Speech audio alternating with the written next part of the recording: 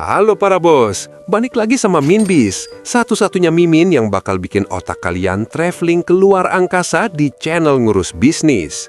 Minbis mau nanya nih, kalian yang sekarang lagi pusing mikirin cicilan KPR rumah di bumi yang luasnya cuma seuprit, pernah nggak kepikiran buat punya tanah yang nggak ada tetangga rese, nggak ada pajak bumi bangunan, dan view-nya langsung planet bumi? Nggak pernah kan? Karena kalian masih waras. Tapi di Amerika Serikat, ada orang yang namanya Dennis Hope. Dia nggak cuma kepikiran, tapi dia beneran jualan tanah di bulan. Iya, kalian nggak salah dengar.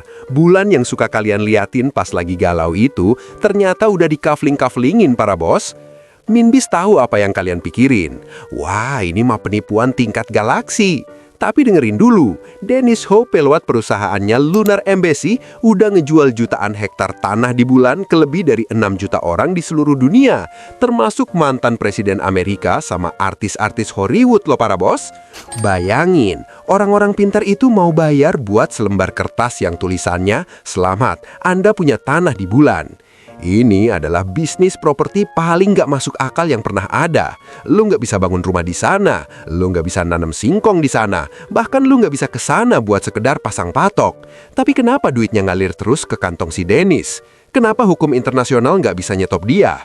Di video kali ini, Minbis bakal bongkar abis gimana celah hukum yang dia pakai buat ngeklaim bulan jadi miliknya, berapa cuan yang dia dapat dari jualan angin luar angkasa ini, dan yang paling penting, kalau para bos nekat jualan tanah di planet Bekasi atau planet lain, kira-kira laku nggak di Indonesia?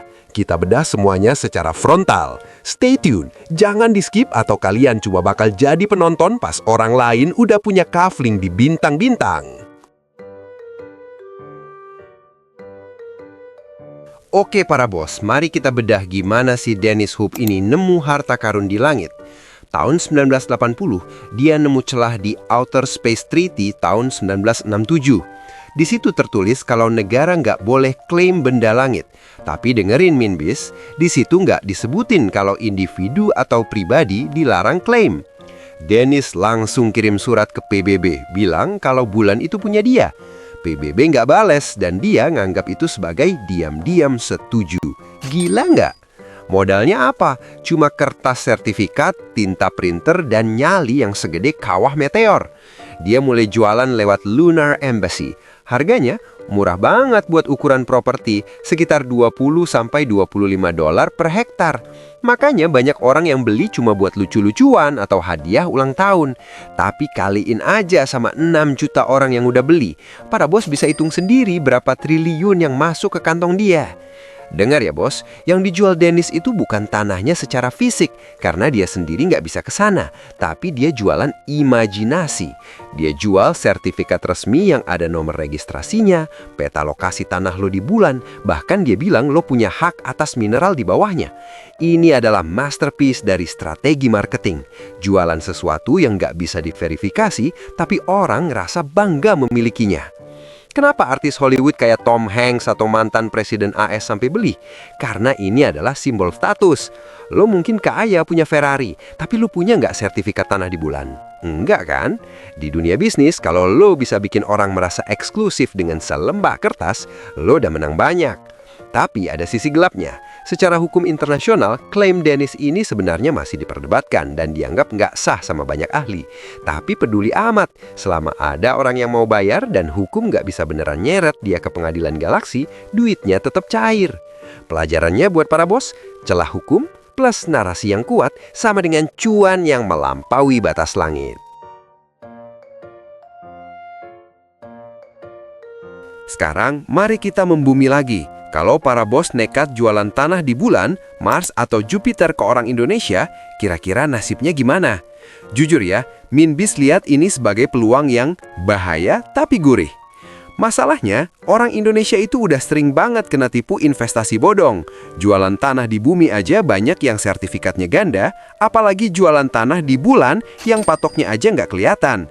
Netizen kita bakal langsung nyerang pakai komentar, "Bang, sertifikatnya bisa digadain di Bank BRI nggak? Atau bisa bayar pakai COD nggak? Kalau nggak bisa, ya wassalam."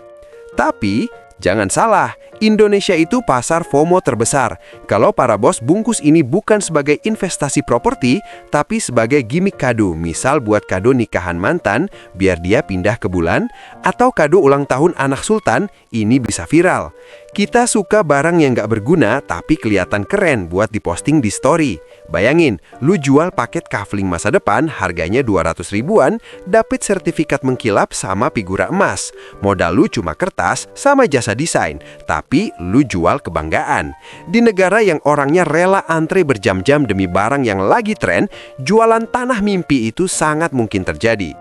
Kesimpulannya, bisnis Dennis Hope ini ngajarin kita kalau batasan itu cuma ada di otak lu. Selama lu punya narasi yang kuat dan target pasar yang tepat, benda langit pun bisa lu jadiin duit. Tapi ingat, di Indonesia, hati-hati sama UU ITE ya bos. Jangan sampai lu jualan tanah di bulan malah berakhir tidur di ubin penjara. Itu dia bedah bisnis properti Galaxy hari ini. Jangan lupa like, komen planet mana lagi yang mau kita kaflingin, dan subscribe biar lu nggak ketinggalan info cuan dari dunia maupun luar angkasa. Min Bis pamit, salam sukses, jangan lupa bisnis di bumi aja.